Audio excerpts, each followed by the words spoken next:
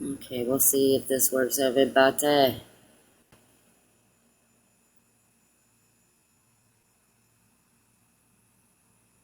Hello, hello, hello.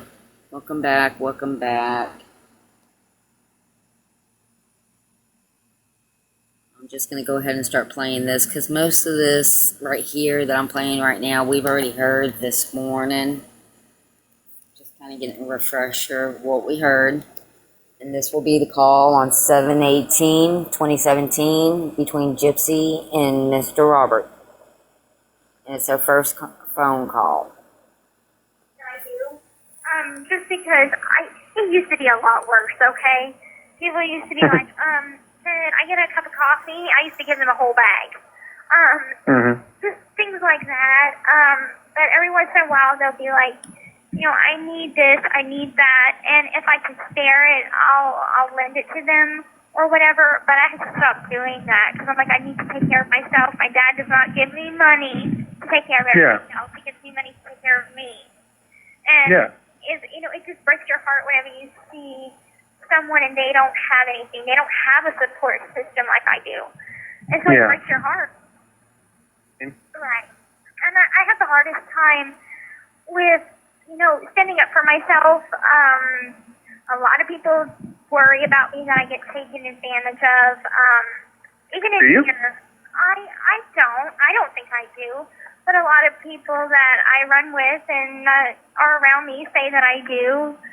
Just because it used to be a lot worse, okay? People used to be like, can I get a cup of coffee? I used to give them a whole bag. Just things like that.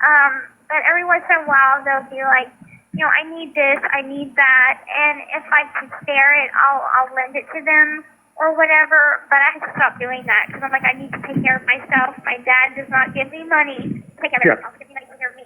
And I'm going to fast forward it a little bit. Someone and they don't have anything, they don't have a support system like I do. And so it breaks your heart. And I want to help people, but at the same time, when Dad's away and his computer or whatever, his Wi-Fi is not working that great, he can't put any money on if I need it at the drop of a hat. So that's why I got to take care of myself rather than take care of everybody else. Yeah, most definitely. I mean, that's essential. You know what I mean? It's like on the airplane where they tell you to put your mask on first. Right. Yeah. So I mean, you have to help yourself before you help other people. Yeah. And I'm getting better at it. And there might be people that tell me soft stories or whatever, but I'm like, as much as my heart goes out to them, I have to realize not everybody is genuine about their emotions or their stories because they could be making stuff up. Like they had this lady in county. She had made up a whole story about how she had brain cancer and that she was going to die in 2 years and that she was pregnant. And anyway, turns out 2 years later, she's here. She doesn't have brain cancer and she was never pregnant. I'm like... This is a phone call on 7/18/2017 between Gypsy and Robert. It's their first phone call together. And Gypsy is telling them about the, now I got a live visibility restriction. Okay, y'all, what does that mean?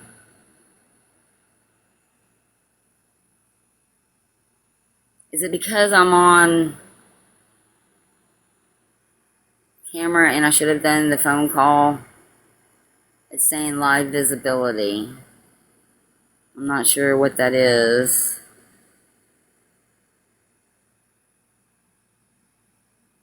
Oh, I'm not worried about that. Trust me, people find it. Yeah, they just don't want to. Yeah. Here, we're just going to continue to play it, y'all. Oh my God. Was she crazy? No, she's not on the crazy house. She was just... Oh, okay, so she was just kind of, doing that oh, okay. Yeah. Like, I mean, some people, they can't, like, they're compulsive liars. It's so... I knew a few people like that. It is, I mean, just amazing to watch them work. Yeah. Because they don't realize... I know. It's like, you just... Oh, yeah, trust me. It's funny, though, because, like, I mean, just, it's amusing, you know what I mean? Because, well, I mean, you get to a point where, like, so how does the rest of this scam go, you know? Right, exactly. It's like, I'm with you. Come on, let's go. How does the scam go? Could I add more to it? Absolutely. And Yeah, well, so, just that realization, though, is hilarious, though, when they realize that you're not fucking stupid. right. And it's like, I've had a couple people do that to me, and whenever I had first got to county, okay, so I was on suicide watch for... What? I was, on suicide watch for about 3 days. And Oh, no. it was just standard procedure due to the fact that I had such a high profile case. Okay. So anyway, whenever they book you into county, yes, they have jail uniforms like I wore in the documentary. Yeah. But whenever I first got there, they put me in what we called the turtle suit, which is... Okay, so she was in a turtle suit when she went to county. And this is a phone call that you can find on the Gypsy Rose prison calls on YT, and it's 7/18/2017. And it's Gypsy Rose and Robert, and it's their first phone call. You're naked, right? Sorry, guys. I mean, they give you like this kind of little cover up a little She bit. in a turtle suit.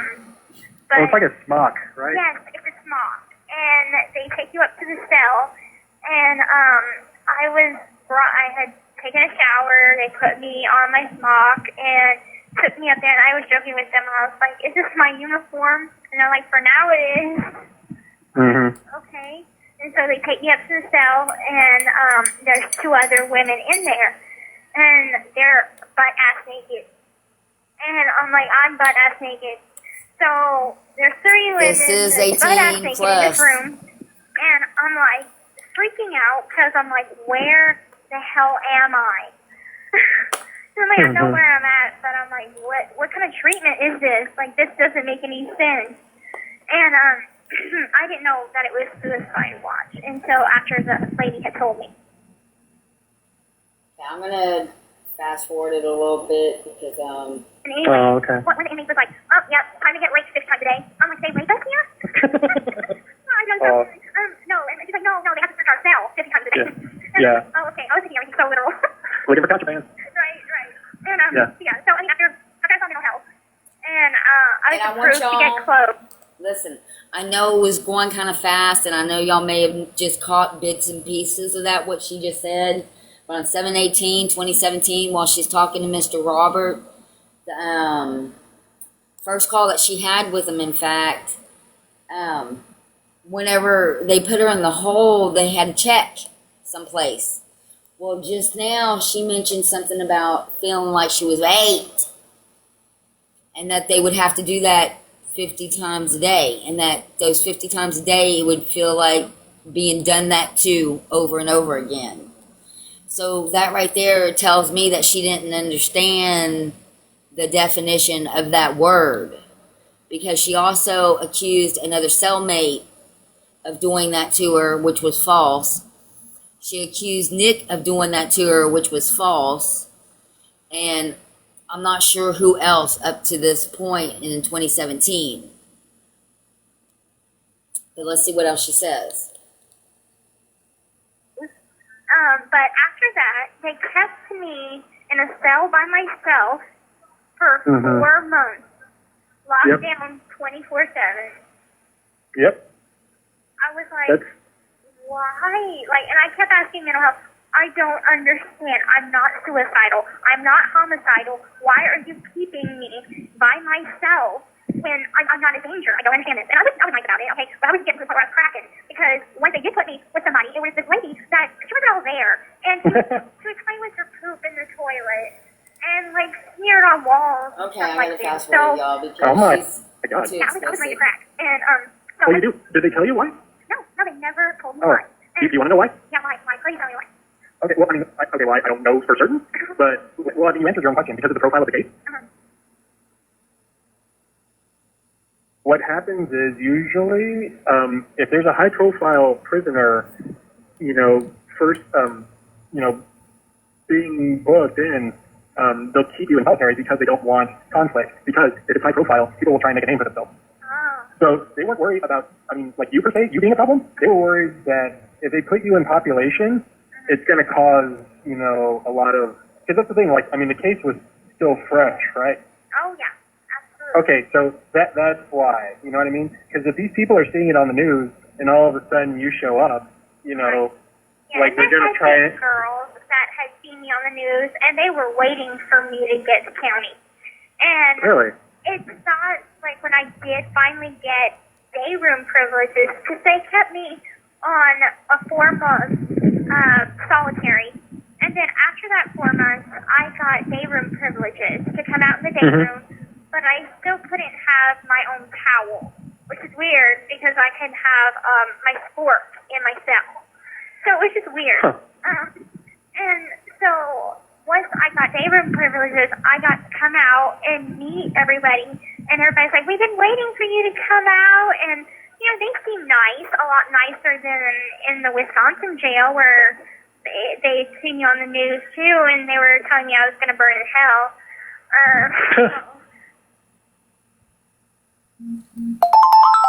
In 2017, Gypsy, you're talking to Robert for the first time on a phone call. And Christy sent Robert over to you. From the Facebook group, I'm assuming. Here we are in August 17th of 2026 listening to this. And the people in Missouri were right. I mean, I don't understand what you were expecting anyone to say to you, or Wisconsin. I mean, and then you being in solitary for 4 months, and then coming out, it's like they were having a coming out party for you. You didn't see anything wrong with that? I mean, you did realize where you were. Yeah. So my adventures in county. And so No, you should just say like, your health sucks. yes, absolutely. And so I mean, people were nice to me, and then I realized that people were only nice to me because they were trying to get information on my case. What? Yes, because if they get information, anything pertinent, any important information that they could use, they could go to the lead detective on my case and say, well, I have information on the Blanchard case, and I want to speak to her detective. And they get... Does that still apply for 2026? off of their sentence, whatever it is. What the? Oh my God. So it's a brutal game in county because everybody's throwing everybody under the bus. Nobody's truly your friend. And so it was. Oh, well, yeah. It was painful because every time I think I'd make a new friend, Mike had to come and tell me that they snitched on me. So, Okay, this is 7/18/2017, and we know from the Freedom of Information Act, thank you, in the emails and stuff, and some of the videos, that her cellmates that were in county did try to let detectives know what was going on. And they pretty much just brushed it underneath the rug, and Mike took care of it, and, you know. But here we are in 2017 on this phone call with Mr. Robert, talking to him for the first time, mind you, because he was sent over by Christy from the Facebook groups.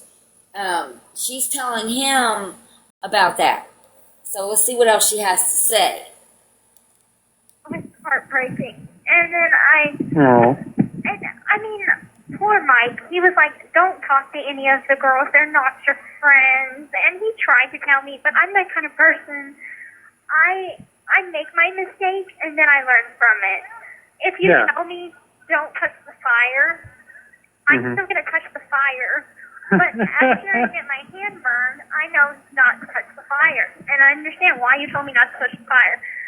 Yeah. So I'm just the kind of person that has to learn the hard way. No, yeah, that's totally fine.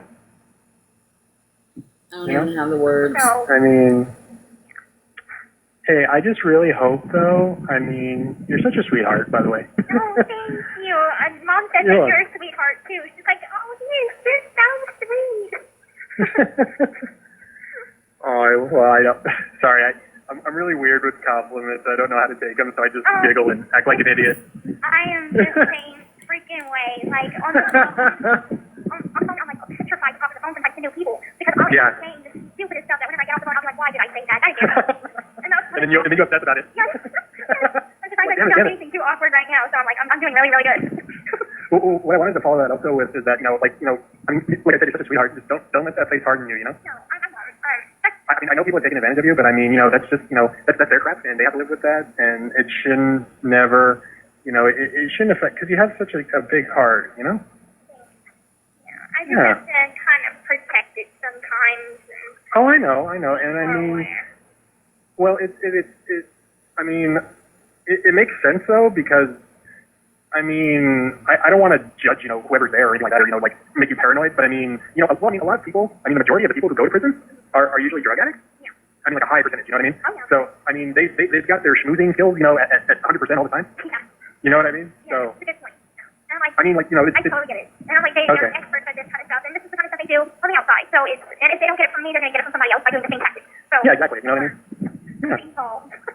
Well, I mean, but just, you know what? I mean, that's life. You know what I mean? It's like if you're not learning, you're not living. You know what I mean? True. I mean, it's a lifelong trek you got there, girl. Yeah. And I like generally a lot of learning to do, period. Because I wrote in my letter for my visit, Mia was telling me about how many times she's been drunk, and I'm like thinking, I've never been drunk. I've never had a drop of.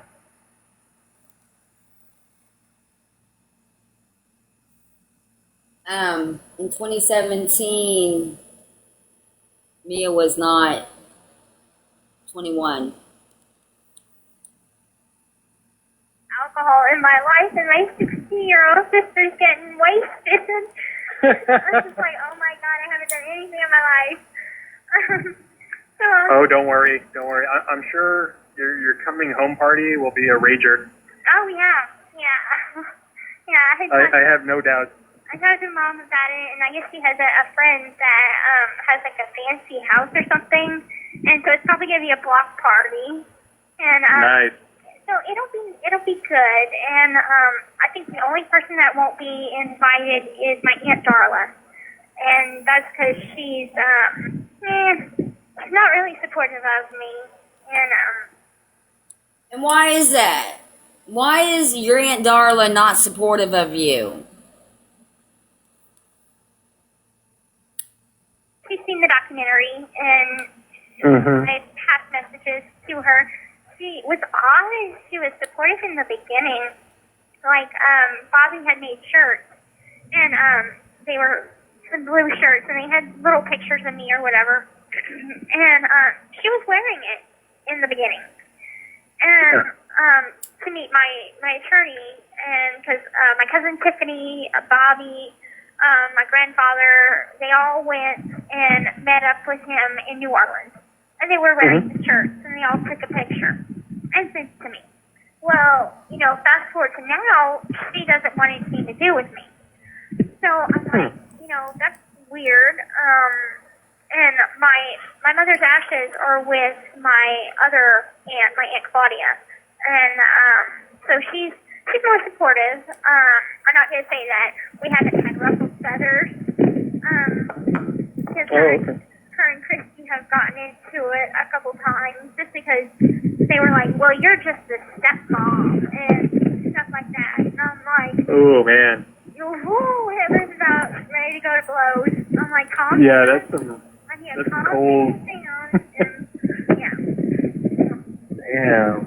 Like even in my own family, the dynamic of who's supportive and who's not. And I told Dad, I'm like, the people that are supportive and the people that absolutely hate me, the fine line will be absolutely clear after this documentary.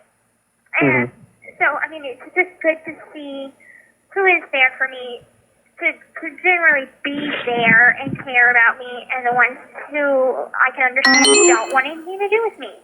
And I'm fine with that, because I lived my whole life without these people, so it's not going to break my heart anymore. So y'all hear that on the bayou, huh? That's honestly how I feel about it. She lived her whole life without y'all.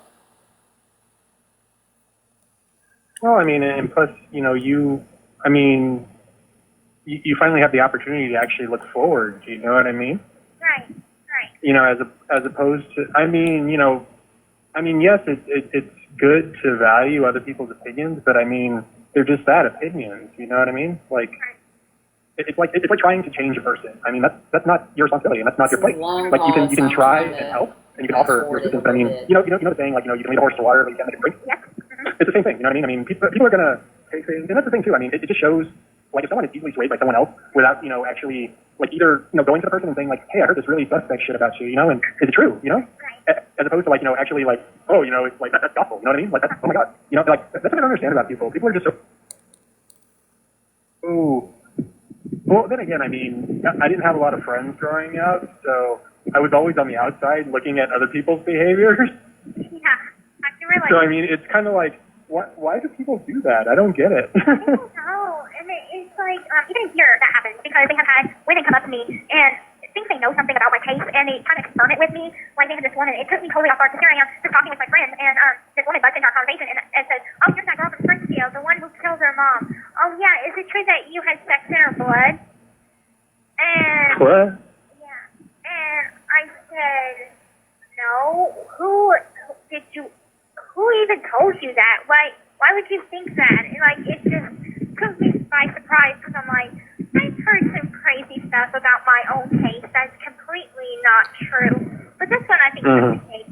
That one and we chopped her body up and sent pieces of it to Alaska and Australia. It always started with an A. Arkansas, different places. And I'm like, no. So, I mean, well, you gotta admire the imagination. oh, I know, they're so creative. Oh, trust me. I had a friend. She worked in Jacksonville State Prison, and she would always show me, like, they would kind of like find these like poems and weird ass songs, and she would tell me about them, and oh my God, we had the biggest laugh. Like, what was that one? Like a Bongo Butt Blues or something like that, or I don't know, but she would sing it, and it was just like, man, like these people have a lot of time on their hands. Right, they do have a lot of time on their hands here. I've heard one poem done. I actually really liked it. It was something, the 12 Days of Something. And it was freaking funny because each day was something different. Like today we got kicked in by the police looking for contraband or something like that. It was falling on the floor.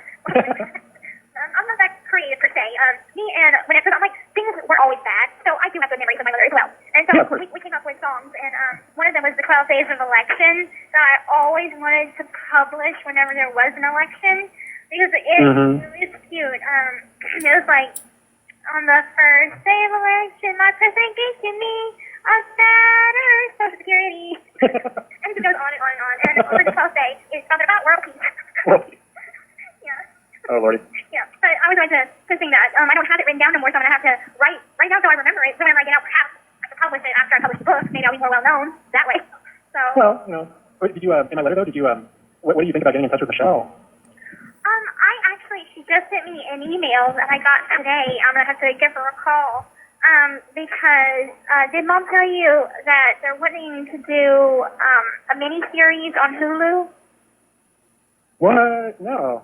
Yeah, okay, so, well, I don't know if I'm not supposed to tell anybody. I mean, only people that do know are Mom, Dad, Bobby, people like that. But hey, your secrets are safe with me. Okay. Well, Michelle is in talks with Hulu. She's made a deal with Hulu to write a script to do a miniseries. Now, they're thinking it's going to be called The Act. It wouldn't be all based on me. I would just be the first season.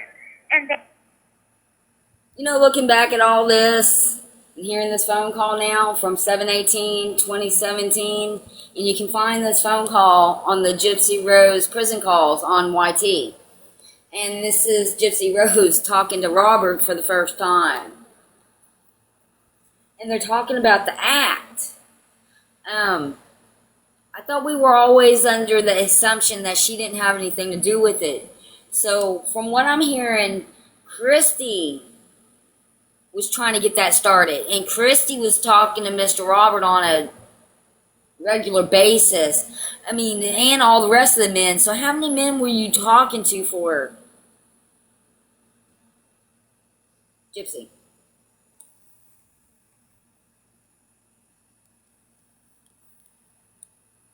And there would be somebody else for next season. estimate it can use. So I had to give her a call because she wants to know some details to fill in on that. So. Well, definitely though, just tell her about your projects and your ideas, and see if she can help you. Because I mean, she is a writer, you know. Right. I even had to. We had a slight miscommunication. I guess Erin had thought that she was writing a book on my life, and so I had to talk to her about it. I'm like, Okay, that right there. Didn't we just hear a phone call in the last week or so where Gypsy was talking to somebody about, or she was talking to Erin, and Erin was telling her that she was writing a book, but she didn't say anything about it being a book about that. That kind of confuses me.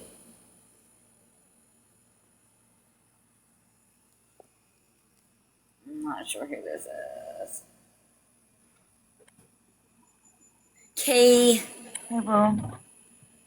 Hello. You sound just like How are you him. doing? I sound just like who? I said he sounds just like Ken. Yeah, he does. And it's unusual to me that this is the guy that she ends up in a sub-dom relationship with. Is that the guy that was like, I'm done with you. I don't want nothing to do with you. Is that the same one? Yes, the one that clocks her in December or in October. Yes, that's the same one. I don't know the date. October the 29th is whenever he was like, I'm done. Yeah, it was October, and he's like, I am done with you. So from 7 till 10, 3 months time, he figured out about her, and he was done with her. So I don't know. But they sure are talking a lot about a lot of information that I don't think I would be talking to someone unless, I mean, Christy had been talking to him, so he already knows all this. He even knows who Melissa is. And it's like, okay, so that means Christy's been talking to him about Melissa and everything that's been going on. Yeah, So they all is this had like ties. a Facebook group that they were all in? I don't know about Facebook. I know Christy Yeah, was in the definitely Facebook had group, but I know they were all connected to the family. All the guys were connected to Christy in some way. Yeah, and I'm assuming that they found her through the Facebook groups. There was a number of Facebook groups. I'm not sure how many, but I know more than 3. But I'm going to go ahead and play this. Okay. I knew that you were writing a book, but I didn't know it was about me. And I'm wanting to write a book. So it was kind of like, please don't put out a book because I'm trying to write my own book kind of thing. See how But she in more twisted polite that? words than that. So she was like, no, I was wanting to, but then I changed my mind because we're going to, He didn't even write that book. The mini-series, and I got a lot of other things going on. Yeah, I mean, Erin was saying that she was going to write a book on her own. She wasn't even talking about Gypsy. But Gypsy right here is turning it around, trying to make it out to be that Erin was going to write a book about her and take her book, and none of that even happened. She's just taking that story and trying to benefit herself. So she's not writing a book on me. But she did tell me I have a lot of good connections. So I will talk to her about that, about finding the right person to get in contact with. Yeah, or even her. You know what I mean? I mean, there are a lot of memoirs are written in conjunction with other people. Mm-hmm. Yeah. And I mean, like, even then, I mean, you can, write what you want. Like, let's say you get a chapter done, and you send it to her, and you say, like, is this good? What would you recommend?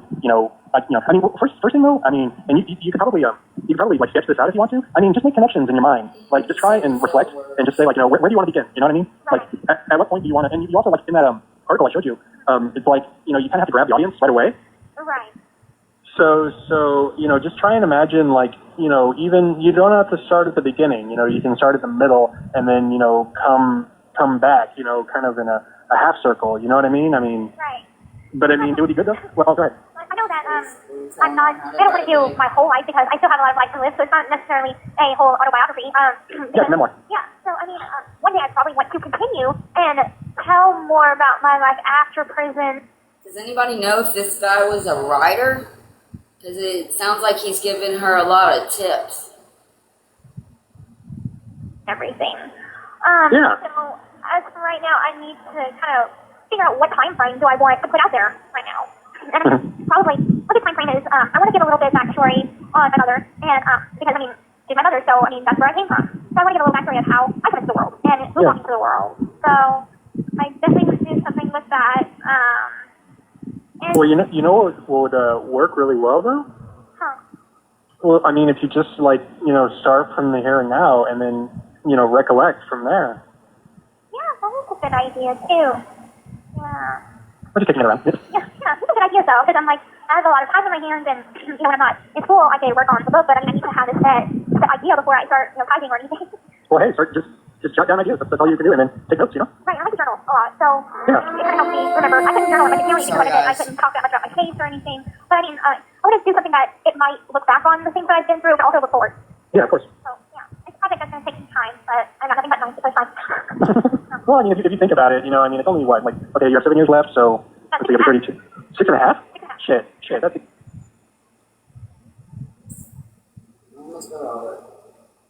wow, that's nothing. It feels like, I'm sure the monotony. Yeah, I know. Well, hopefully not. Your sister and your brother, and they're growing up so fast, and I've been down 2 years already, and Yeah. the first year, that seemed like forever. I felt like that seemed like 10 years together. Just because I was in county, I wasn't doing anything, I wasn't doing anything productive with my time, but it seemed like it turned on forever. Yeah. But the past year in prison has just flown by. I'm like, oh my goodness, it just seems like yesterday that I was in Vandalia going through R&O. That was a year ago, so flying by. But I can keep it here a couple of years if I have to. Yeah. And Yeah, I was talking to Christy. Oh, sorry. Okay, go ahead. Oh, well, no, I was just it was so interesting because I was talking to Christy, and in my letter I was saying about, is it possible for you to get a transfer so you can be closer to them? But Christy was like, hell no. Right. Because, Well, On 7/18/2017, Christy, why'd you tell Mr. Robert hell no about getting closer to y'all? just feel like, Hey, Call is from Louisiana a correctional prisons are- facility and may be Wow. monitored and recorded. go away. Thank you. And we'll be listening to it in 2026. No, because apparently, and it was funny too because I read up after we had that conversation. Louisiana still has chain gangs. That's fucked up. What? Yeah, Louisiana, they actually they have a magistrate, Uh-huh. and Yeah, she went to it is lecture somewhere in ridiculous. Louisiana. For-profit prisons that. Wow. Oh my goodness! But yeah, they still have chain gangs. New Orleans lady, That can is I terrible. can you All pause it that really is quick? bad. Can I ask you? Because I know you. Yeah. That was I know you knew Dee Dee. Did Yes. you ever know Christy growing up?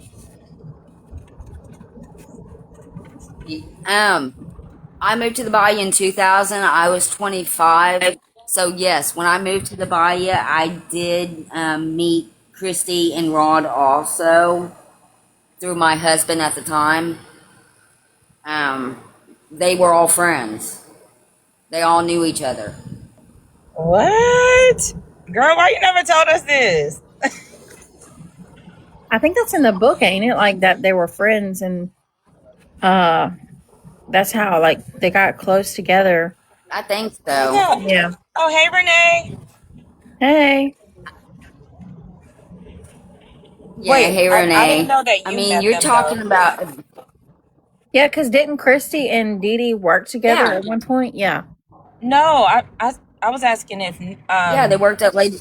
No, I know that, guys. They worked at the hospital. I'm talking about you, because I know you knew Dee Dee. Yeah, I Not lived on you, the Bayou Renee. for 20 years. I knew all these people. No, me. I knew all these That's people. crazy. I lived on the Bayou for 20 years. My daughter went to school with Mia. There's one high school. They went to the same elementary school. They went to the same middle school. They went to the same high school. There's 4 towns, and there's less than 20,000 people on the whole bayou. And you've got up the bayou and you got down the bayou. When you If you're met talking about Christy, down the bayou, you're talking about and Rod, like were they polite? Like were they like how was it? Or did you know about Gypsy and Dee Dee? Like give us a little intel. Gypsy and GD that were there too. I mean, it was at functions and at the Golden Meadow Park and at the Civic Center and different places at different people's houses for barbecues and stuff like that. I mean, everybody saw each other all the time. Do you Now, know the sometimes there'd be bald-head arguments uncle because who be people doing drank, the people, tattoo? did stuff. The Uncle Bobby who be doing the tattoo? Yeah, You know Bobby, I him? know Bobby. Yeah. In fact, Damn. when he had a shop in LaRose, that was his first shop in LaRose. I went over there and I got a tattoo at a shop, but Derek gave it to me, not Bobby. And then So did he he get kept that that? shop open for a long time. So he had a shop What? before he had a shop before he got that Yeah, the one shop on the from back the road. yeah. Yeah, he had a shop in LaRose, over by the Double D. They got some good hot dogs and po' boys.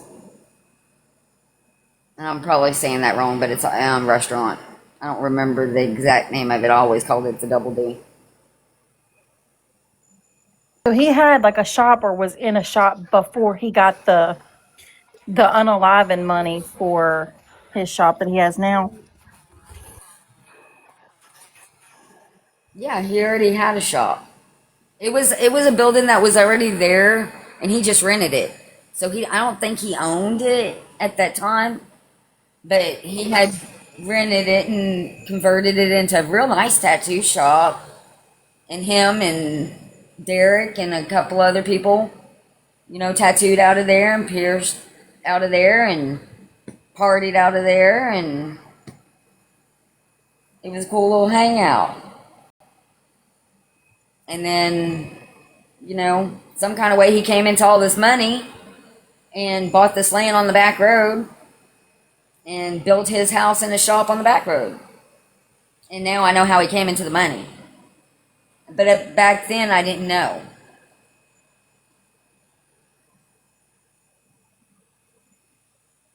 Because I still lived on the bayou and I didn't ask questions. Oop, there's my ugly feet. You were living there. Don't want to look at something I can look at my. Did Rod and Christy ever give you like a racist like vibe, like inkling or anything? Like when you met them or hung out with them?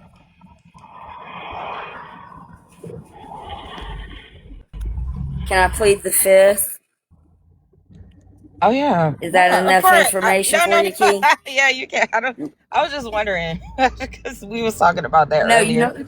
but They took my whole you account, understand man. you understand what I'm saying, huh? Put it this way: my little brother is Yeah. half black.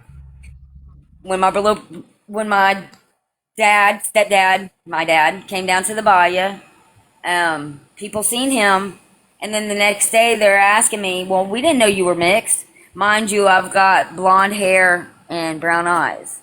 I'm like, "Yeah, that's my dad." Well, they really believe that, which is fine with me because that's still my dad. But it also made people look at me some type of way. You know what I'm saying? We were So, saying. okay. I don't think I have to say any more than about that. I love my daddy. He was there for me from the time I was 2 years old until the day that he passed away when I was 36. And I loved him with all my heart. And he was the only daddy I ever had. And I don't care what anybody ever says. I was on my And I live grew up in the earlier. ninth And ward I in was talking Louisiana. about how I felt like it was just too much of a comfortable conversation for them to speak about Andre the way they did It when they is. spoke. Yeah, it was just like way too comfortable. So It I didn't know is. if like that was a thing there. I got a little emotional and they took my whole damn account. man. But I just, I, I don't know. I don't know where Andre's from. I don't care to know. I don't know if like, oh, damn. Yeah, Okay, he's not well, from down there. I'm from Nope. I'm from yeah, I I'm pretty just Mississippi. didn't know sure. if like that was like a common thing there because it's just, I don't know. I don't know. No. I'm in my feelings about it, Well, y'all.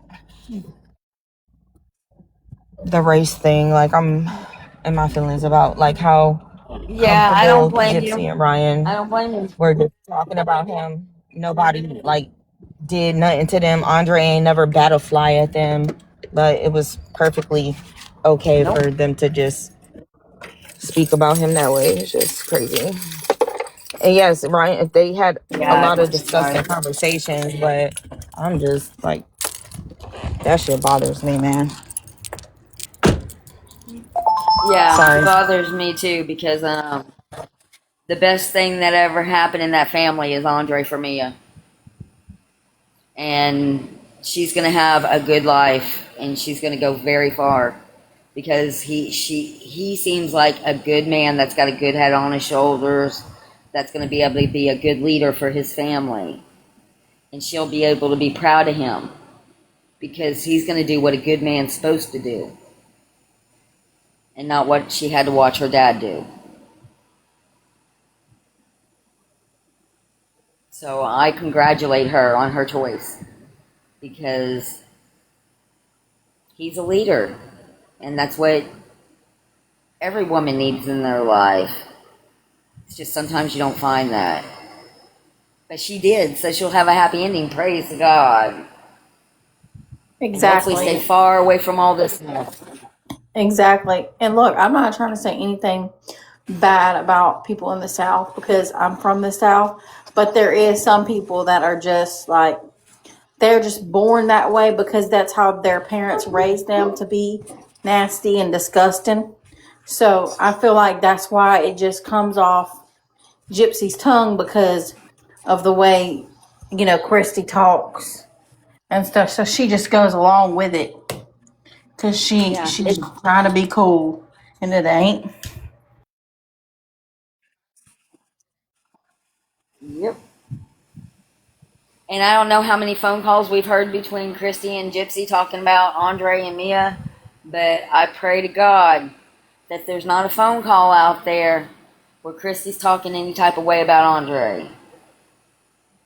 I don't know if there is or not, New but Orleans lady, I'm gonna call y'all back. I'm this is getting only the some tip of the crawfish real iceberg. quick. Okay. All right, bye. Oh, crawfish. Oh my gosh. Crawfish season's Dang. over. Yeah. She's still getting crawfish. I wish I could. I'm up here in Oklahoma. And We crab can't get any good legs. crawfish. All of ours is frozen. Oof, that sounds good too. Okay, are you ready to listen to more of this phone call? Because it was 2 hours and Yes. 33 minutes, but we're an hour and a half in. Yes. And this is on 7/18/2017. You can find this call in the Gypsy Rose prison calls. And it's the phone call between Gypsy Rose and Robert, and it's their first call together. Yeah, she's good where she is. Right, yeah, absolutely. Because I'm like, it's a clean facility. I get to go outside. We have a track. We have a sand volleyball court. Yeah, I'm not good No at wonder sports. she thought it but was a summer I do camp. try it every once in a while just to Yeah. have fun, but I'm just not into sports. I'm just not that sporty. No, I spend my time in the library, not so much on doing sports. But it is a good facility. Even from Vandalia, which is our other Missouri prison for women. And, there's only 2 in the state of Missouri for women, but there's tons for men. Like there's Hampton, there's Licking, there's just so many other prisons for guys. I'm like, they need to open up maybe another women's prison to help with the population. But in the first prison, they have what they call control movement.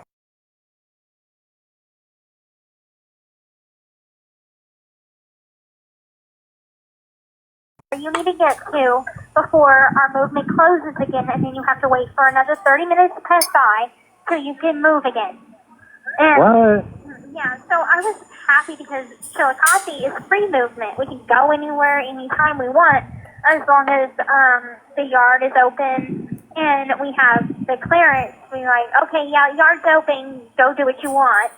So I prefer this prison a lot better, and I was terrified to come here because I'm like, I got used to Vandalia, even though I only spent a month there, but I'm a person, I don't like change. Once I settle down, I kind of want to stay there a little Yeah. as far as a home is concerned. But I was like, well, I'll give it a try, and if I don't like Chillicothe, I'll put in for a transfer back to Vandalia. And Yeah. I came here, and I was like, oh my God, I love it so much better. It looks like a total little itty bitty Alcatraz, but it's so much more freedom. Fine. Well, like you're minimum security, right? Right. I mean, right Oh, now, okay. I'm a medium security just because I have 5 years or more still left on my sentence. When I got to Australia, they do a whole, they grill you about some stuff. They're like asking you anything but your underwear size. But they just want to know what to put you as. And I got a medium, or minimum. And then they had bumped me up to a medium because of this time that I had left. But I mean, once my time goes down, then I'll be lowered back down to a minimum. So Oh, okay. I'm like, yay! Well, I'm not a hardcore criminal. Well, it was funny because I've read about because I was curious about the stages, and I mean, of course, it varies from prison to prison. But I've read about it, and like the best thing I ever read, and I'll never forget it because it's so hilarious. But like someone who was in minimum security described it as it's like summer camp, but really, really shitty summer camp. Okay, well, that answers the question of where she got the phrase, it's like a summer camp. Apparently on 7/18/2017, when Gypsy was talking to Mr. Robert, he said that some people in minimum security calls it a summer camp. So let's see what she says about it. It's like that's the best description ever. Yes, absolutely. I describe it as, I would consider Vandalia more of a summer camp because the buildings literally look like red farm barns. I mean, if you Google Vandalia prison, women's prison in, Vandalia, Missouri, it'll come up showing you what these buildings look like, and it looks like a little farm. So I would consider that the summer camp, and over here is probably college. Oh, okay.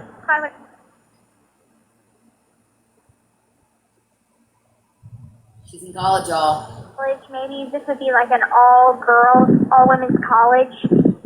Well, that's how they describe it. I actually looked up some information. I was bored one day. I was. When did prison turn into college?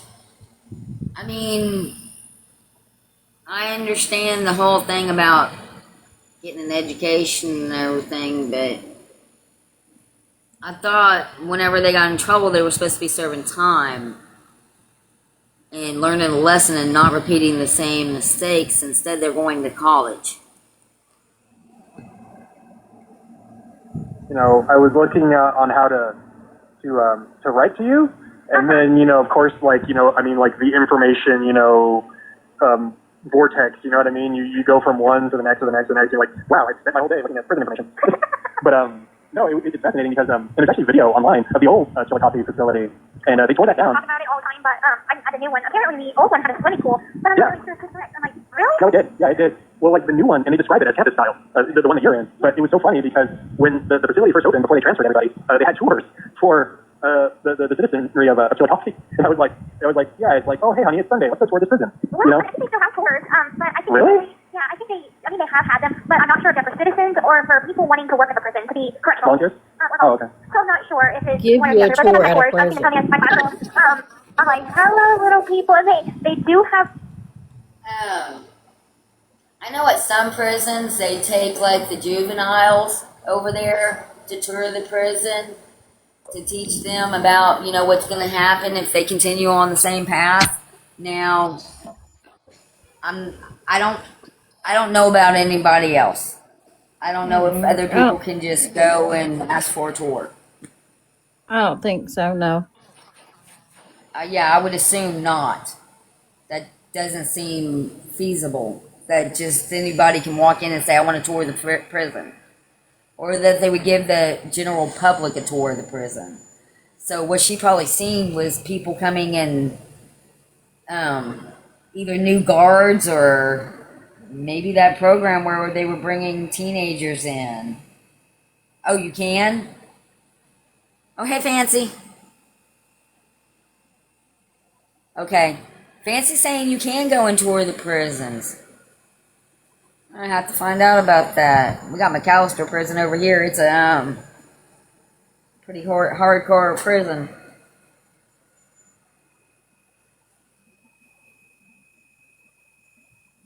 Okay, you got to request to go, and then they have to approve you.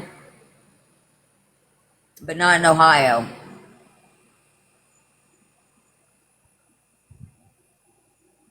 Yeah, I knew the youth challenge programs would do it.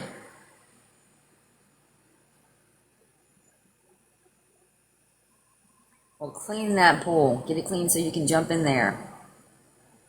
Okay, let's listen some more. Tours for Greene County Jail because they used to all the time come in and we're like, oh, yay, there's a tour. We get to be zoo animals for the day. Right. So we all act up and act like monkeys or something because that's what we felt like. It's like, put us on display. Yeah, we're going to feel that way. Did you know that they back in the early 1800s, they actually had human zoos? What? Yeah. Oh, no, I didn't know that. Oh my God, is it And insane? oh my God, the pictures are just horrific. But yeah, basically, like they would go and kidnap. Y'all, I don't know if y'all know anything about the human zoos or like the carnival scene or anything like that back in the day, but they used to have certain people that they would put on display. I'm almost interested to see if he's going to say it. People from other continents and put them on display. And it's almost the same concept as like a freak show, you know? Yeah. Wow. But yeah, human zoos so trust me, it's not a new concept. And yeah, it is, but I mean, like, it's funny that you can laugh about it, you know? Right. Because, I mean, in county, it was such a close, tight space. You know, you don't have the type of He freedom was that so you have close, here. y'all. So close. You literally feel like you are a caged animal. And, Yeah.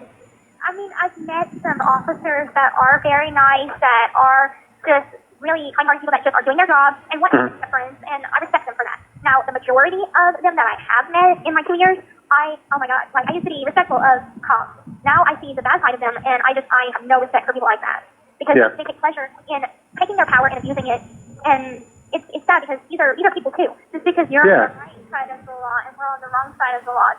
Okay, on this phone call from 7/18/2017, Gypsy, you're talking to Robert, and you're saying that you have no respect for the prison guards anymore because you've seen the other side of it.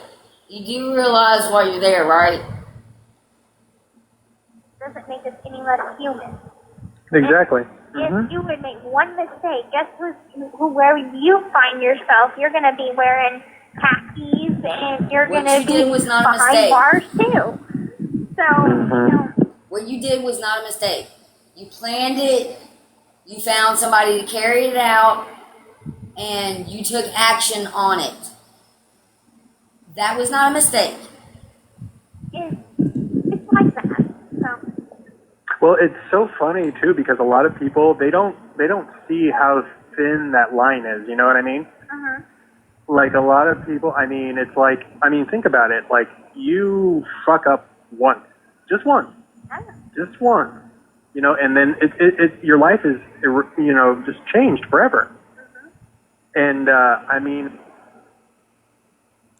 Mr. Robert, on 7/18/2017, on these prison phone calls, while you're talking to Gypsy for the first time, do you not know why she's in there?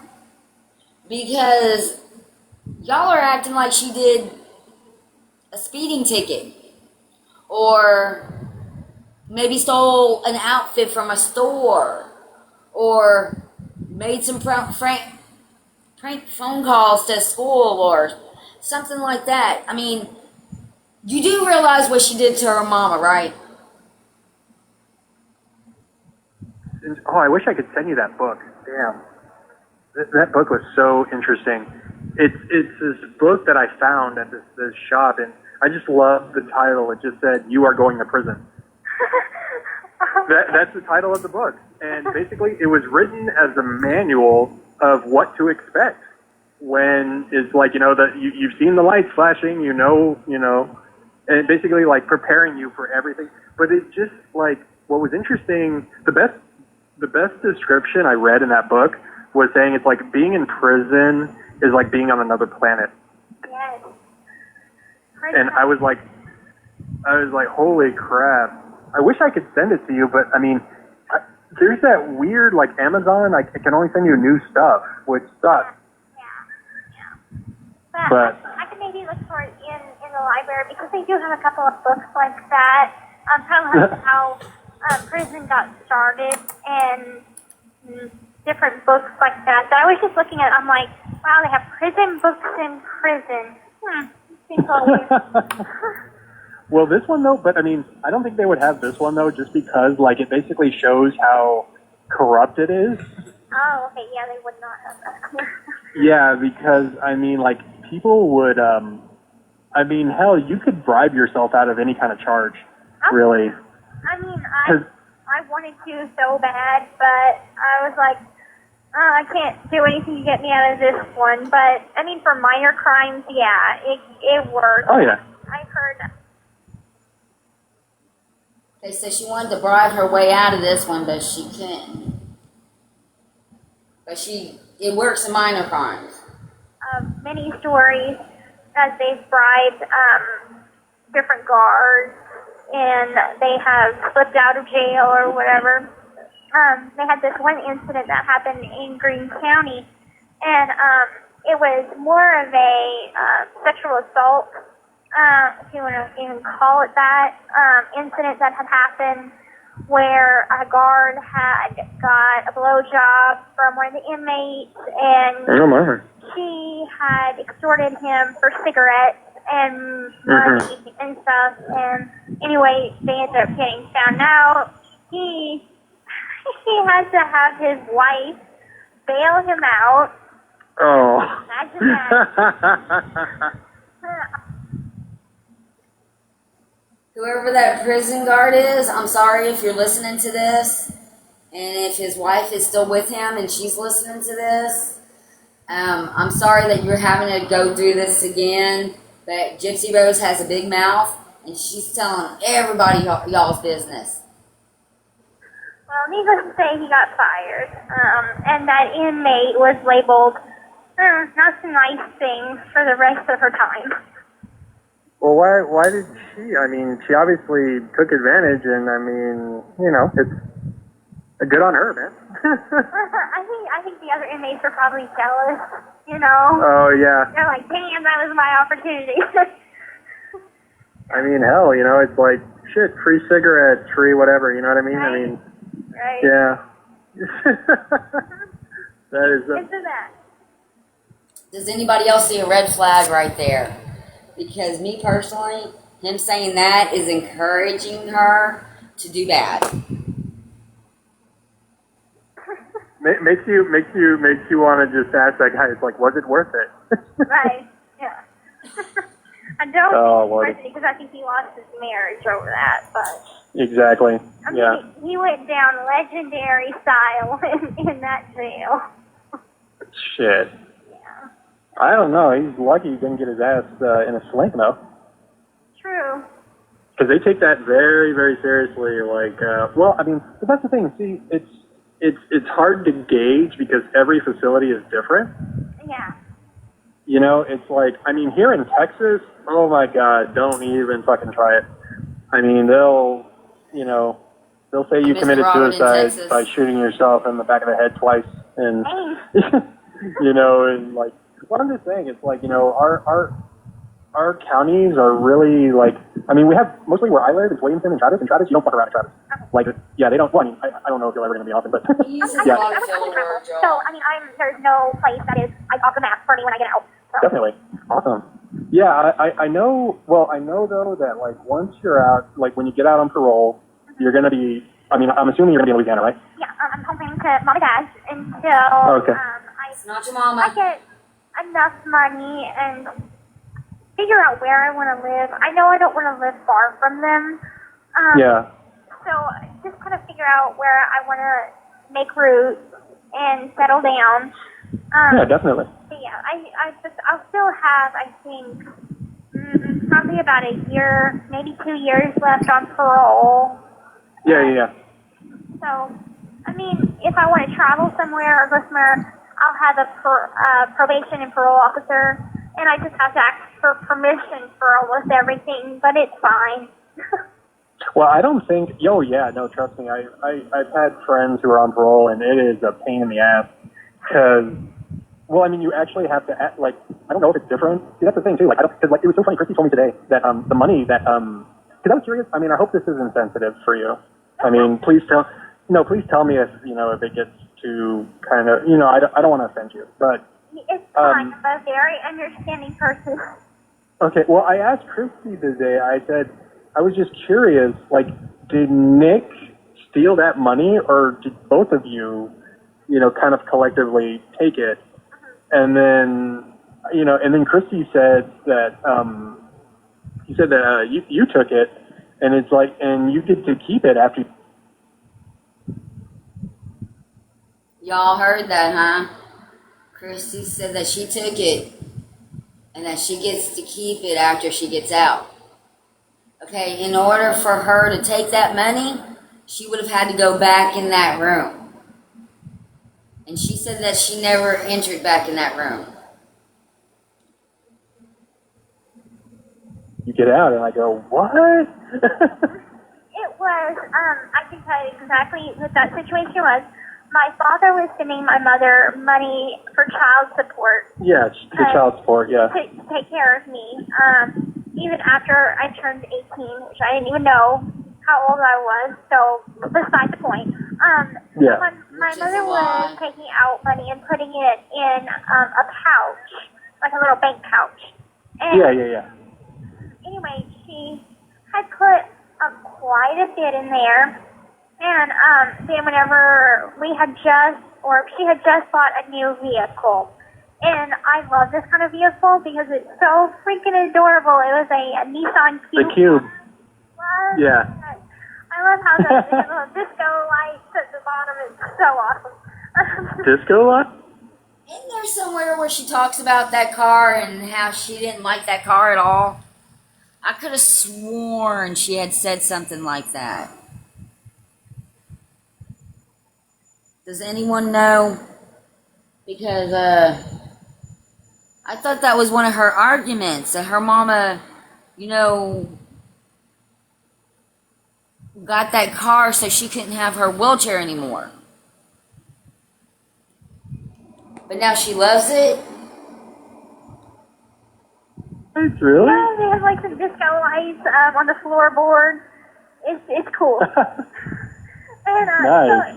so anyway, we had $10,000 in there. She took out $5,000 for a down payment on the vehicle, and Okay. they still had about like $4,000, $5,000 left in there. And Mom had said, put it in, because we slept in the same bed together. I never slept in my own room. Yeah. Even though I had a room, I slept with her. So I had my bedside table and she had hers. Well, she said, put it in my bedside table drawer, and that's what I did. And anyway, the night of, Nick asks me where the money is. I tell him where it's at. He goes in her room. He gets it out the drawer and takes it back out to me. We put it in our suitcase, and then we leave. So I mean, Okay. you can kind of judge for yourself whether it was him or it was me that took the money. Well, I mean, you know,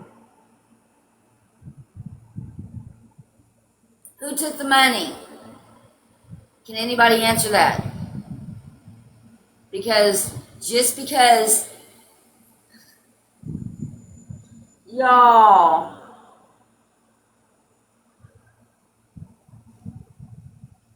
obviously that was part of the plan for him, you know, so. Correct.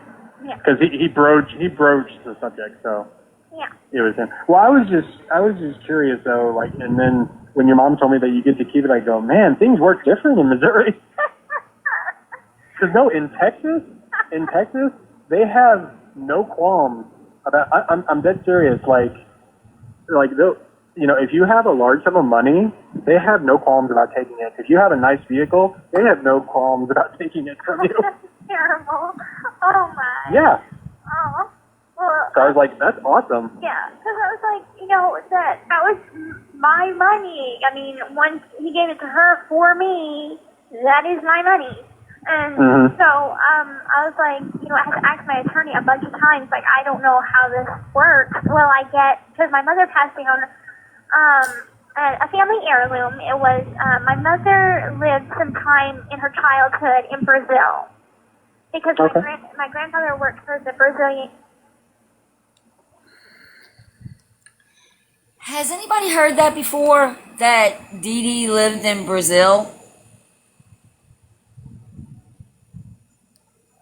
With her grandmother? Or with her mom? I've never heard that. I don't know if anyone else has heard that story. Okay, you have heard that story before? That's the first time I heard that. Fancy's heard it, y'all. Okay, so she did live in Brazil at one time.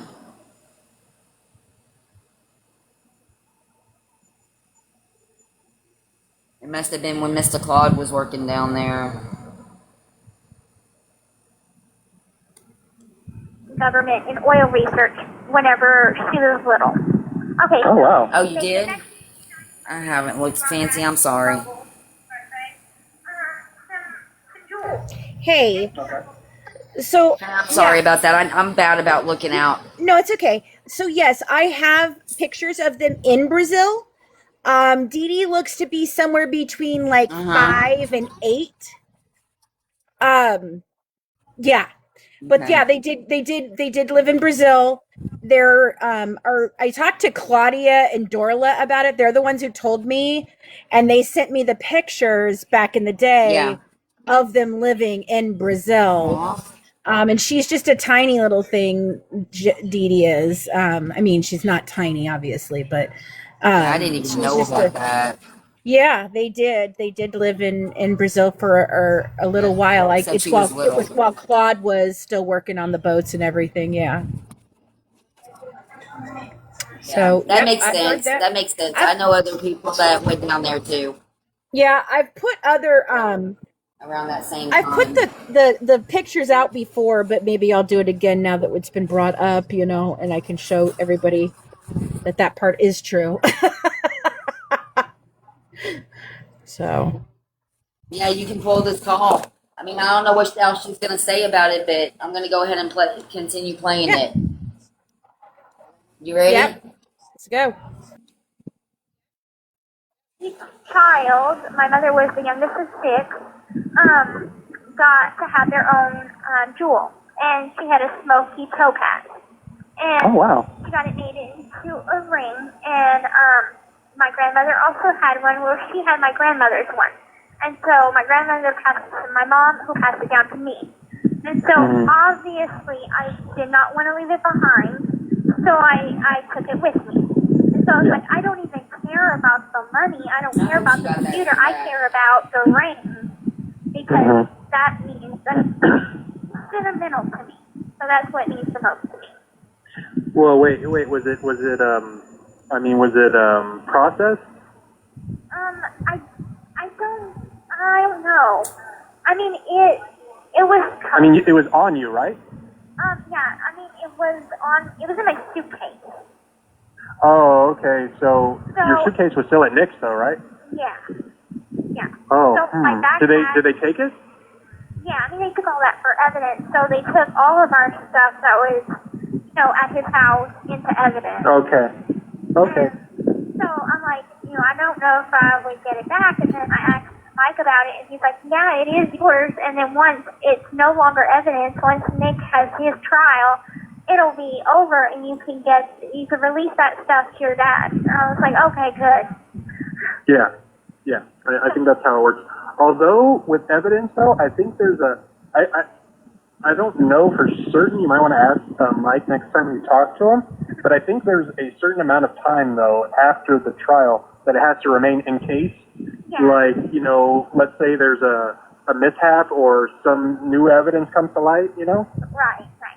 So, I mean, something I seriously doubt will happen, but I know they have to keep it for a certain amount of time after the trial. Right. So, and Nick's trial is not until December. Right, So- December 11th, which I had asked Yeah. Mike, I'm like, do I have to be called to testify? And he said, it's very highly unlikely. If I thought it wasn't going to happen, period. I'm not going to say it's out of the question, it's just Oh. unlikely. Okay. Because it wasn't part of my plea agreement, but Yeah. if the prosecutor or his attorney wanted me to take the stand, I'd have no choice. Really? Yeah, and I'd have to go back to county, and they'd keep me Oh. just for the weekend or however what day they wanted me there for, and then they'd ship me back here. So, and I'm like, oh God, I hope I don't have to do that, because I'm like, that would be uprooting me. I'd lose my job. I'm like, think of everything that I have here. I'm like, I'd lose my job. They'd have to pack out my room. I might not even be in the same room with the roommates that I like. So I'm like, I just hope that I Yeah. don't have to uproot my whole life for that. And Mike's like, no, I don't think that they want to do that. Most likely, if there was even anything I was even brought into it, it would just be his attorney that wants to take my deposition, and that would be it. Yeah. And Mike would 'Cause, that. Yeah, well, I mean, from what I've read, though, they say, like, they won't need you to testify. That's from what I've read, though. I mean, and I highly, because, I mean, I was talking to Christy about that, too. I said, I really hope, you don't have to do that, because it's, like, more trauma in the bank, you know what I mean? Oh, yeah. I'm like, I don't want to put myself through that. Oh, for God's sake. Yeah, exactly. That's probably another reason why. I'm sorry. Well, that's the thing. Like, just He doesn't. Like, well, in 2017, he doesn't know the full story. And now with it being 2026, I wonder if he's heard any of these phone calls and if he thinks differently. Because we know in December, or no, October, a very short time later, he figures her out and he basically quits talking to her. But I think it's curious that this is the guy that Christy sent to her, and he also, I don't know who brings it up, and I don't know if we're going to hear it in these phone calls, but it's the sub-dom relationship that she gets in with him. yeah, And she draws a contract up. yeah. And it's like, okay, are we going to hear that and, come to fruition in these calls? And how quick is that going to happen? And, why would that happen? Yeah.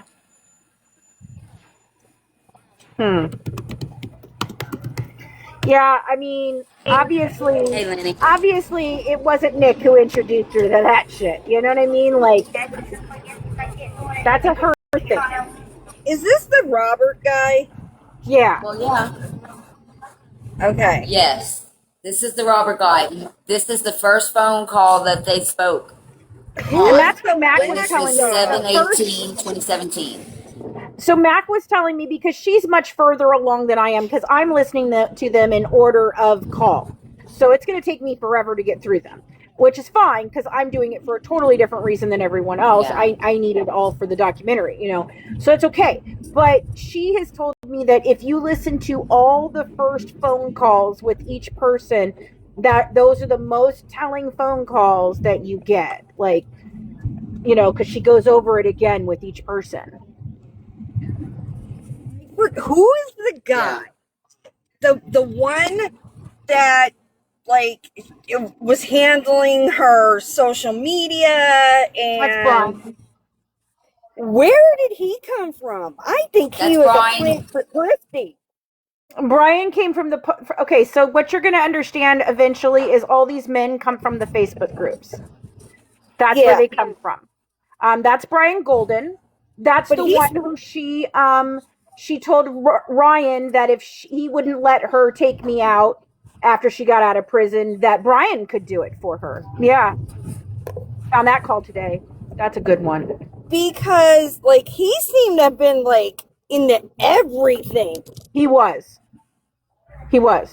And he instigated all that's kinds in of shit. prison right now, or in jail. Yes.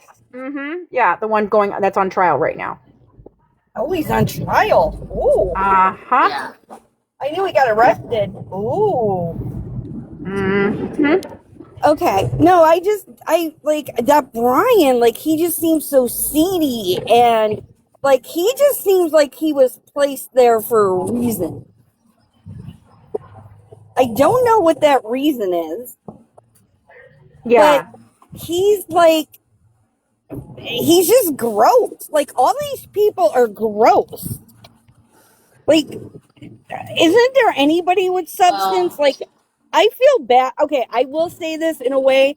I feel bad for Gypsy because no one ever looked out for her except for her mother. No.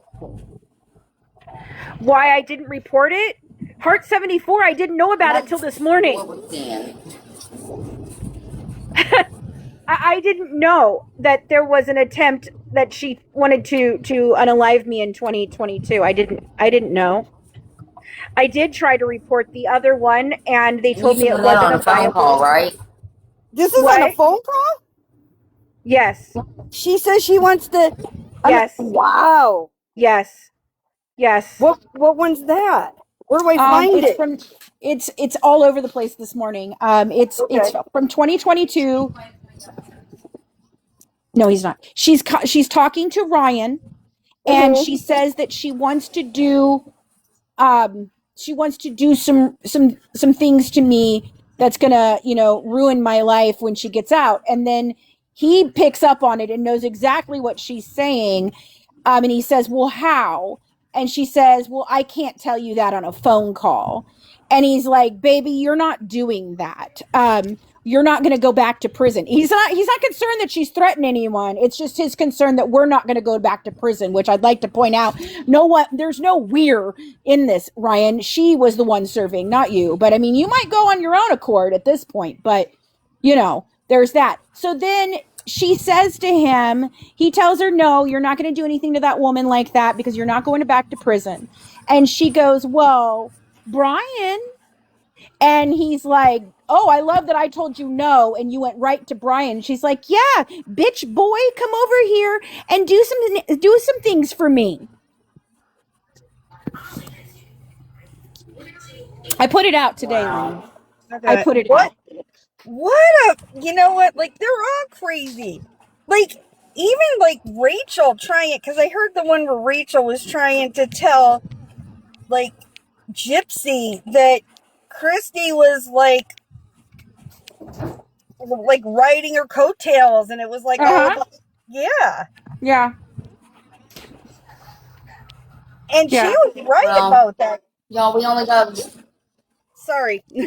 We got a little bit of this phone call left. About not very long, 45 minutes. So let's try to get through this because Okay, I'm gonna drop. I just had that one question. Just to see what else he's got to say. Yeah. Okay, thank you. Traumatized any more than I already am. Yeah. Well, apparently Nick does. Oh yeah, I'm sure he does.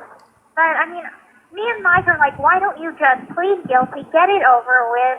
But you're gonna be found guilty anyway. You know, why Yeah. not get it out of the way? It's dragging it on. If I had to spend any more time in county, I'll go crazy. Yeah. So, I mean, it's inevitable what's going to happen. I mean, they have such hard evidence on him, and he doesn't show remorse. Like, even whenever we spent 3 days on the run, I was crying. You know, I know they have video of me. Wait. Gypsy, we seen the Brownie video. That man looked like he had been shedding tears for hours. Who was crying? Because in that Brownie video, you were laughing like a hysterical banshee. Yes, she was. You know, Yes, she documentary, was. playing around and stuff. But at the same token, I had times where I would just break down and cry. Yeah. He always, She's telling everything that he did as herself. Y'all realize that, right? Because we've heard all this before, but it was all about Nick breaking down and Nick having issues and her telling Nick stories about her mom and him feeling guilty. It's always projection with her. just seemed Always. so fake. There was Yeah. no emotion. And even in his interviews, no emotion. And I'm like, how could you not have emotion? How does it not bother you? And Good question. so I'm like, I don't know. I mean, clearly, I don't think he's crazy. I just think that he's a manipulative mastermind. Well, I mean, if it's true, see, that was the interesting She just thing. called Nick a manipulative again, I mean, mastermind. if this is too much for you, Yeah, she sure did. But Mr. Robert here figures out in October who the manipulative mastermind really is. or something like that, I don't want to touch a nerve, you know what I mean? Okay, I'm sorry. I'm trying to be considerate. I was just like, I know you are. It's fine. I'd rather people ask questions. Like, I'd rather you ask a question than wonder, you know. well, here's the thing though. I've met lots of people like Nick in my life, so I can kind of get a gauge on him, and like, well, I mean, from the information I have, you know, I mean, you know, I've met lots of people with Asperger's, and they can come off as sociopathic, like, you know, just completely, like, I mean, basically, like, their mind is like a computer, you know what I mean? Yeah. It's very black and white, you know, there's no consideration. Basically, like, a human being to them is as interesting as a cardboard box, you know what I mean? Yeah. Like, it's that kind of thing. And I mean, I think the only difference though, see, that's the thing, I don't know what Nick's backstory is. Like, it was so funny. I was talking to Christy about this, and I was I was really, I was like, you know, what's weird to me is that, you know, the whole McDonald's incident happened. Oh, you know about that. Yeah, well, what I don't get though, and I mean, it's really sad to me, it's like, you know, if I was Nick's father, I mean, after that happened, I mean, that's fucking bizarre. And Right. you know, I would be watching him like a hawk. Right. He You know, was talking afterwards. to me on Facebook whenever it happened, and so You heard that, Fancy, huh? He Oh, was talking to her on typing Facebook it, baby. I was whenever already it happened. typing it. I was already typing. Yeah, she admits to being on the That phone with question him. has just been answered. What That did I say? question about whether or not Gypsy Rose, 7/18/2017, and it's the Gypsy Rose and Robert phone call, first phone call, and the timestamp is Yep. 1:50:51. 150-51. Yeah, so she's telling him right there that she was on Facebook with Nick while the McDonald's incident was happening. So Yep. that question is answered, people. I called it. Didn't I call it? I think I called that one. So he's at McDonald's doing this, talking to me on Facebook, watching porn, and then like a couple hours go by, and I find out he's been arrested. And he tells me for what. I tell him, what the fuck were you doing? Are you nuts? Couldn't you have just gone in the freaking back room? It was bizarre, but he didn't have Wi-Fi in his house, so I can understand at that point. But, like, okay, gotta go watch porn at the local McDonald's. but here's the thing though that really got to me though is that it just seemed like his parents didn't care. No, and like his stepfather, he has a stepfather, and his stepfather, I think is a sex offender. I'm not sure, but I think this was brought to my attention. And, oh my God. This phone call from 7/18/2017. You can find on the Gypsy Rose prison calls. Gypsy is talking to Mr. Robert, and I'm not sure if you're still out there, sir, but Nick's stepdad, she just accused you of being He is somebody though. that shouldn't be around children. Well, she talked he about is. it all over He the was place. convicted. She's putting all y'all's business out there. Oh, I know. He was? Yeah, but he was just yes. Wow. Yeah. So he was in that house Yeah. with Nick and that little boy. Yes, but the boy is his, so that's how he can be in there. Nick has a younger stepbrother. That's probably about Yeah. 8 or 9 right now. And what was weird to me was his stepfather was sleeping in his brother's bed while his brother slept on the couch. Okay.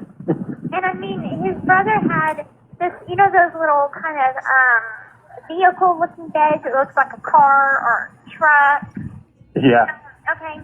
Well, that's what he was sleeping in. Okay, so it just seemed a little weird to me.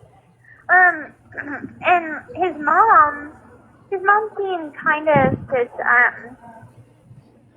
one of those moms like, oh, you can go do what you want. I don't care where you go. I don't care what you do. Indifferent. Indifferent. Yes, his mother was very indifferent. And the only thing his mother and I talked about was whenever his mom was driving us back from the Greyhound bus station, she was like, make sure y'all use protection because I don't want to be hearing little pitter-patter on the floor just yet. So that's about it. And I didn't really get a chance to talk to her, one-on-one or anything, so I don't know her that well. I think at least she hates me now. Well, yeah. I really, really wish you could see the documentary. Like, it's so interesting to me that, like, I mean, it's interesting to me, like, I mean, how it must feel for you, seeing that. You know what I mean? Yeah. I mean, Like, I don't think I'm Go ready ahead. for it just yet. Oh, really? Because, I mean, I'm going to tell you flat out why I'm not ready, and it's going to sound bad, but it's a fact. I have not seen my mother's body. Okay, I don't know. Oh. I know what happened, but I have not seen it. I've not seen any of the pictures from autopsy or anything. And I told her specifically, keep that away from me, okay? Because the last thing I remember is her being asleep, and that's how I wanted to stay. And so, whenever Eric. And would that be because you went in there and grabbed that money and made sure she was covered up and put the Barney doll and, told her goodbye? Is that why you are looking at her like she's asleep? Because as far as everything goes, I don't remember you ever saying that you went back in that room while she was sleeping. Told me, and Mom told me, yeah, there's pictures in there that you're not going to want to see. I was upset a little, but I had to calm down because I knew that they were telling my story in every aspect of it. And Yeah. so they had to include that in there. So Mm-hmm. I don't know if I'm ever going to be ready for that. I want That's to understandable. see the documentary because I want to see the different people's interviews. I want to see Bobby's interview. If he was even in the documentary, I don't know. He was. Okay, because I'm like, I just want to see people that I care about interview. That's all that I want to see of it. The rest, I lived it, so I read you now. Yeah. I can tell you anything you want to know. I've seen it many times. Okay. Okay. So did they show my entire interrogation interview with me sleeping on the couch and talking about Harry Potter for about 4 hours? No, it didn't show you. It actually it opens with that, but it doesn't have you. I mean, it's the interrogation. Okay. And then, but I mean, it's interspersed. Like there are certain. I mean, that part was kind of split up into different parts throughout. Okay. So it kind of cuts to different points but I mean, it starts off with the sheriff comes in and he asks you and he basically said your mom is dead and then and got your reaction and then and he basically it ends with him saying why did Nick hurt her, and then it kind of goes from there, and then I'm trying to remember what interview starts first. I think the other, like the Missouri like head honcho sheriff guy. Oh yeah, Sheriff Jim Arnott. Yeah, I don't remember his name, but I mean he basically starts like getting the details of the case, and like I said in my note though, it was very well balanced because basically it starts with the murder, but then it progressed to Michelle explaining like how all of this is very I mean it's like a movie, you know what I mean, the way it played out. Okay. And then but then from there it goes and then she explains that the whole story started to fall apart because we see your life from the beginning and then it progresses to what happened. And I believe, who was it? Bobby was interviewed prominently. Christy and Rod and Claude and Emma. Yeah. No. And Laura is Laura. Laura yeah, is my Emma is. step-grandmother. That's Dee Dee's mother. Yeah. Emma. Sorry. And so. Oh my God, Gypsy. I don't know if you're aware of this. I mean, it's just so weird. I don't know if you're aware of it. I asked Christy about it, and okay, Emma is your mother's mother, right? Your grandmother. Yeah.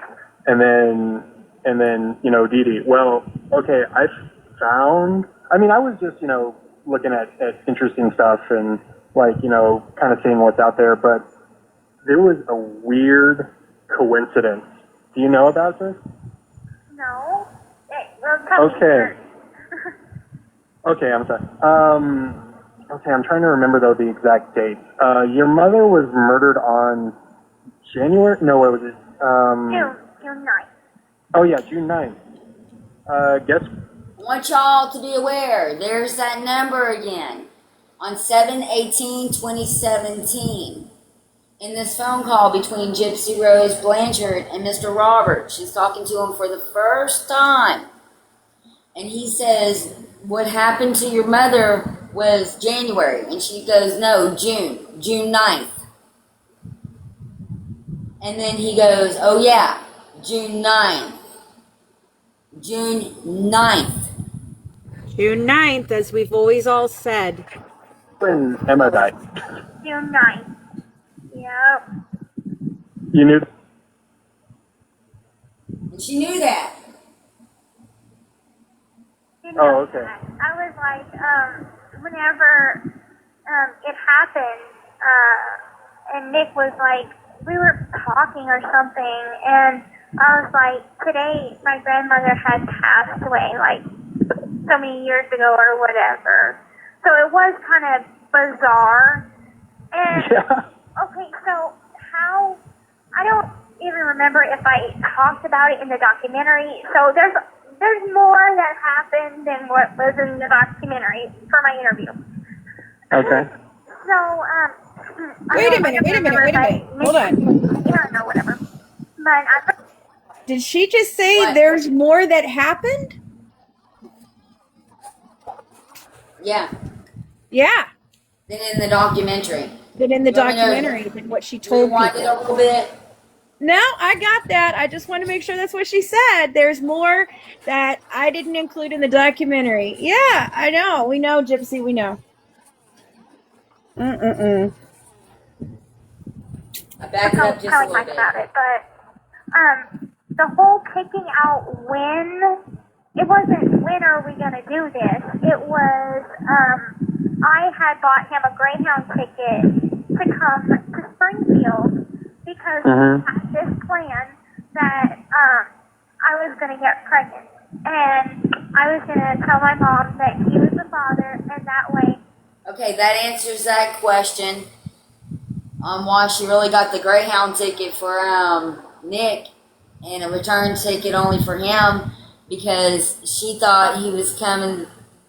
Did she really plan for him to do it, or was she really planning to get pregnant? And why, if she was planning to get pregnant, all of a sudden at the last minute, she texts him, because we have the text messages, and she says, it's going down tonight. It has to be tonight. Why? Did something happen during that time period in the kitchen to where it had to be tonight? There was no other choice. There was no other choice. And that's the thing is I've always said that something happened in that week that changed the plans. And I believe that Dee Dee really did throw her out. I think that's what happened. And, instead of just leaving like a regular person would do, she can't do that. So she's going to unalive her. But I do think that something happened the night of the 9th that involved other people. And I think it was always... I just think it's always been the idea that Nick was going to be the patsy no matter what if they did it. So I still think something happened that night. I'm going to still go with the Gypsy thing, and until we have otherwise, we'll go with because both of them until we know the truth. Right. Apparently we're getting all the answers. Right, but here is the thing. If she says it was the 9th, then there is no possible way it's Nicholas. Not at all. He did not arrive in Springfield until 5 o'clock in the morning. On the 9th. He did arrive on the 9th, but the cab doesn't have him going over there until the 10th. He was in town. But she also tells him that she's at her friend Dan's house. Yeah, all that day. She also tells him on the 9th that she's at her friend Dan's house. Yeah. Yeah. Mm-hmm. So let's see what else she's going to say. Mm-hmm. We would have to move out, I would have to move out and, get a job and everything and support myself. So because I've seen these Lifetime movies or whatever where the girl ends up pregnant and she has to get a job and get out of the house. Okay, so I was desperate, so I was bouncing from idea to idea, as ridiculous as these ideas were. So I was like, okay, so I had an app on my phone to track when the best time to get pregnant is. So I'm like, okay, so it says I'm ovulating at this date, so we'll pick that date. Okay, so we set it up, and then whenever shit hit the fan, that didn't go so well. So we ended up doing the whole Plan B, quote unquote, thing at the last minute. You heard that, huh? When shit hit the fan, they planned at the last minute to do the whole other plan. Yep. It wasn't quite. We had talked about it for over a year, but we always pushed it to the back of our minds. I was like, that's gonna be the last option. I'm not even considering that until that is our last possible option. And Yeah, so, well, they mentioned that in the documentary, but they didn't mention the first plan, the Okay. getting pregnant plan. okay. But they did mention the plan B. Okay, yeah. Because I was like, we're not going to go with Plan B. We're going to try different plans, see what works out. And Nick's mom had, like, made me go into a freak out because she was like, well, why don't you come up to Wisconsin? Like, tell her to come up to Wisconsin. And knowing my situation, that's impossible. It's like you're asking someone that can't even go to the mall with somebody, you know, or by herself. Wait. Nick told his mom about you, like Yeah. everything. He didn't tell her everything. He just said that he had a girlfriend, that it was an online relationship, and he had.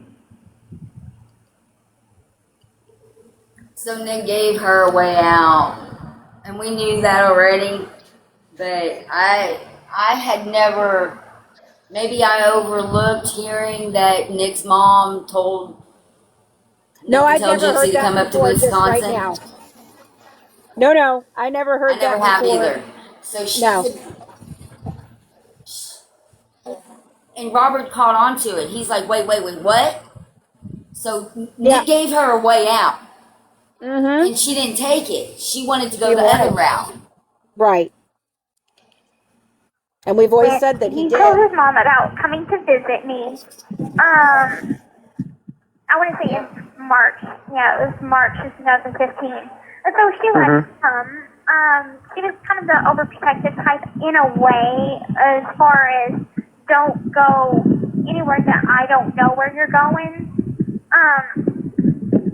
So she was kind of passive, but also overprotective at the same time. I don't know how that could be like that, but it was. But you just told this man a little bit ago in this phone call that his mom didn't care and was like, go, do whatever you want to do. But now you're saying that she was overprotective.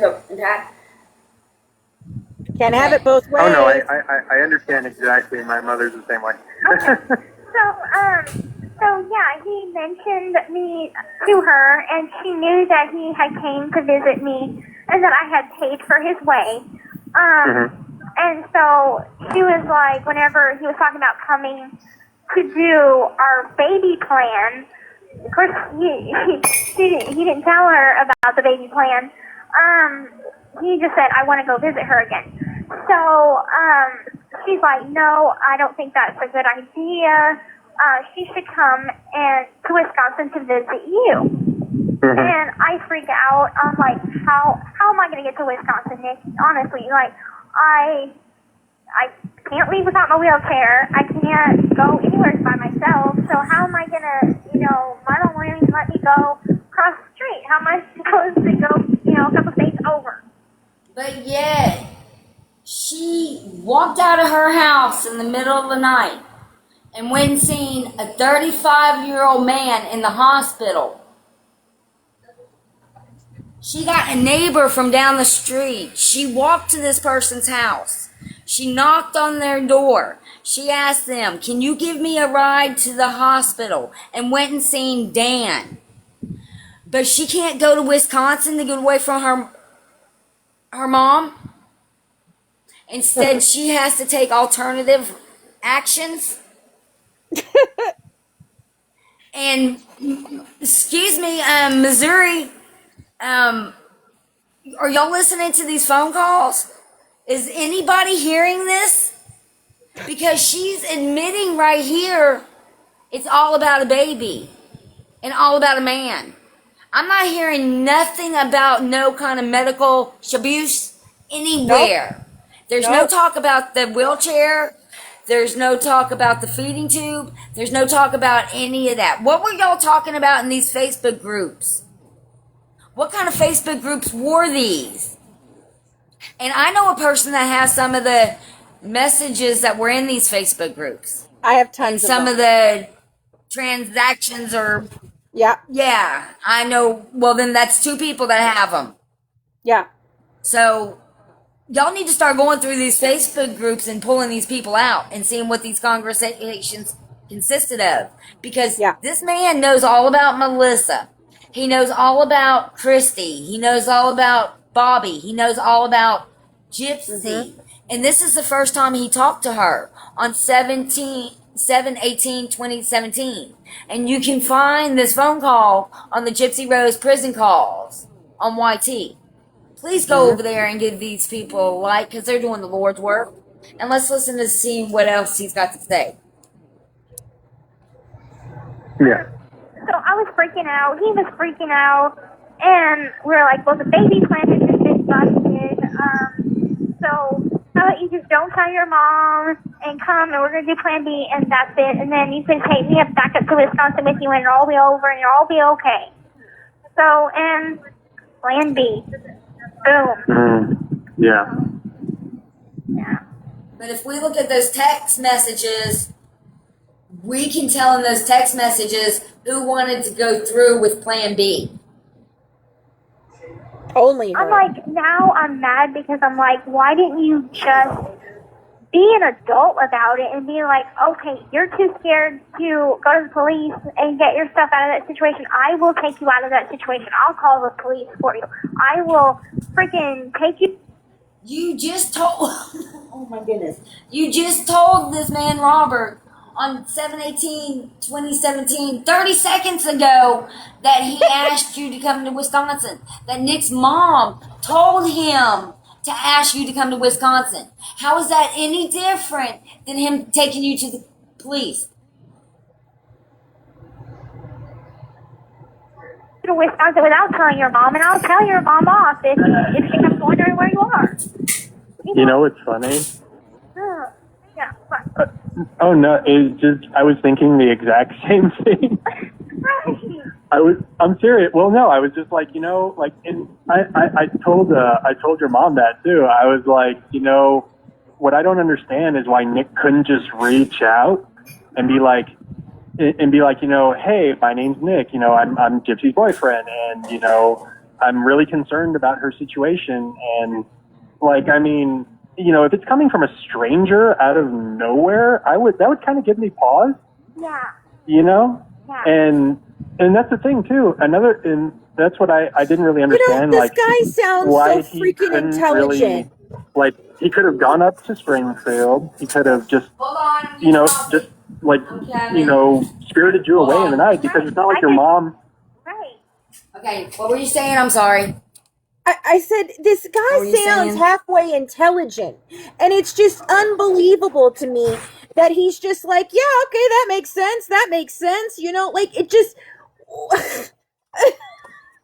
I just don't understand these people, man. Yeah. I don't get it. And it's beyond... I don't either.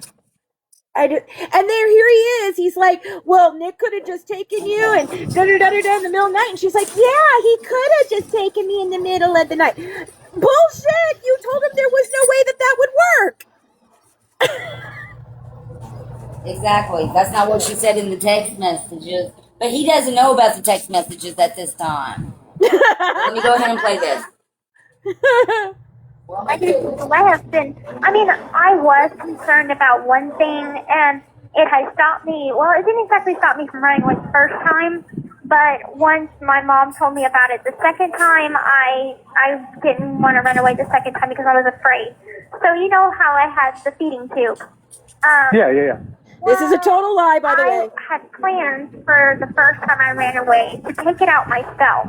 So I had brought a syringe because it's held in place by a balloon that goes inside your stomach. And if the balloon is deflated, it comes right out. Okay. Well, I had plans to take it out, and but I got brought back home before I even could take it out. So my mom tells me, she asked me what was my plans, and I was honest with her. I'm like, I wanted to take out the feeding tube because I don't need it, and this is how I was gonna do it. And she's like, don't you ever take out that feeding tube, because if you take it out without surgery, you have to have surgery to take it out, or your guts will spill out and you will die. And Hold on. so I Hold on. was terrified to run away again because Can I'm you like, pause it real quick? I won't be able to get rid of the speeding tube, and it's gonna just rot inside me, and I'm gonna die of sepsis or something. Yeah. And so Wow. it was another form of manipulation, and so Yeah. that was another reason why I was afraid to run away. And Oh, okay. so I mean, and then come to find out, in county, they just took it right out. And Oh, yeah. it just closed right up. I'm like, wow. Uh-huh. I'm like, my guts are spilling out. Oh my god.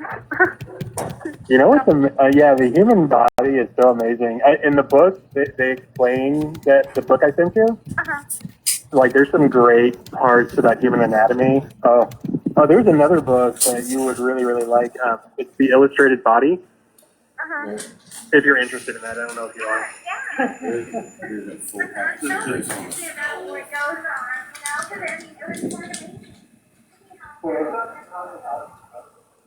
Yeah. Well, it's not cosmetology, you know what I mean? It's fine. It's fine. I like it in general.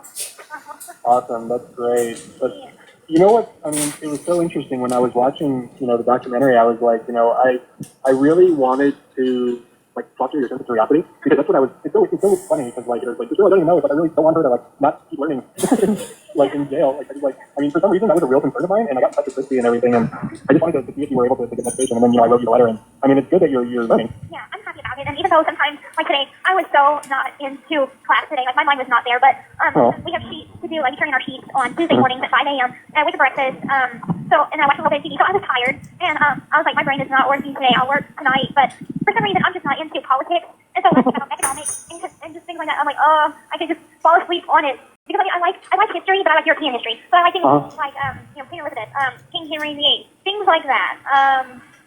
Yeah. But, like American history, no, it bores me to death. Oh, why? I don't know. Maybe it's because I watch a lot of British television. I like BBC, so I like BBC shows, and so I guess I just have more of an interest in it that way than rather than American history. So you're a Downton Abbey kind of gal? Yes. I've seen the first season of Downton Abbey, and I don't know if you've ever heard of Doctor Who. Oh, of course. Yeah, okay, so I'm a Whovian. Very nice. Yeah, so, let's see, what else? Have you ever... But wait. Gypsy, did you hear though? What? Oh, the new doctor. There's a new one? Yeah. Is it... And it's a woman. What? Exactly. Oh my god! The 13th doctor is a woman. Oh my god. I don't know how I feel about this. I forgot what her name is. Oh, I'll have to, I'll send you a picture of her too. Absolutely, do that. Oh, by the way, I sent you some pictures of me today because I didn't want you to think I was a squirrel. Oh yeah, I mentioned that in the letter. I was like, oh yeah, I was just thinking that you were a very smart squirrel. Yeah, well thank you. So I can at least know who I'm talking to now. I mean, I felt like Exactly. I was at a little bit of a disadvantage, you know. Well, what my thing is though is like I don't really like pictures because I don't think I'm very photogenic. So if I look kind of weird in them, like that's because I'm just like how does this freaking thing work, So I'm not really like but It's fine. I don't think I'm that photogenic anyway, but I'm like I have to show people. you have such a great smile. Oh, thanks. I have a couple of different problems. That whenever I take a picture and I want to show my eyes, that's usually a fake smile. My real smile is whenever you can't see my eyes. Yeah. Well, what I love just how big you're. You know what I mean? I mean, you're all teeth. It's so wonderful. Thanks. I mean, You're just like beaming. I know. Well, I mean, whenever I take my picture, if it's with like dad and mom or something, I am so happy. And I take pictures a lot in here. Like they know me by name.